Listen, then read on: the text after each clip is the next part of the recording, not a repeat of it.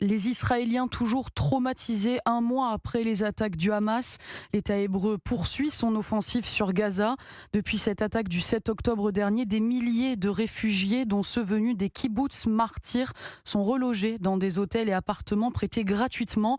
Un élan de solidarité nationale qu'a pu constater l'envoyé spécial d'Europe 1 à Tel Aviv, Sébastien Lebelzik.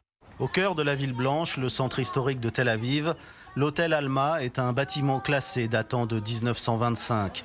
Un hôtel 5 étoiles transformé en camp de réfugiés. Il n'y a pas de mots suffisamment forts pour les remercier pour tout ce qu'ils font pour nous, spécialement pour toutes ces familles qui sont là. Fernand, 79 ans, est arrivé ici avec 7 membres de sa famille. Là-bas où nous étions, c'était infernal, on ne peut pas se mettre dehors. Ma femme est jusqu'à présent traumatisée. Quelqu'un crie dans la rue, elle croit qu'il se passe quelque chose, c'est infernal. 25 bénévoles les entourent, dont Léna, 24 ans. Ils ne reçoivent aucune aide de l'État, la nourriture est offerte par un restaurant voisin et les chambres sont mises à disposition gratuitement par les propriétaires. On a essayé de créer une bulle dans laquelle les familles se sentiraient en sécurité pour répondre à une précarité extrême. Ils sont arrivés en détresse, que ce soit psychologique ou physique. Il y a des gens qui sont arrivés en pyjama. Officiellement, le gouvernement ne prévoit pas un retour dans les zones évacuées à la frontière de Gaza et du Liban avant le 31 décembre.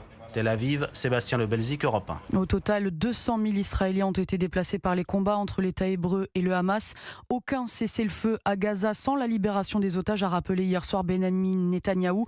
Le Premier ministre israélien a également déclaré que son pays assurerait la sécurité de la bande de Gaza de manière indéterminée après la guerre.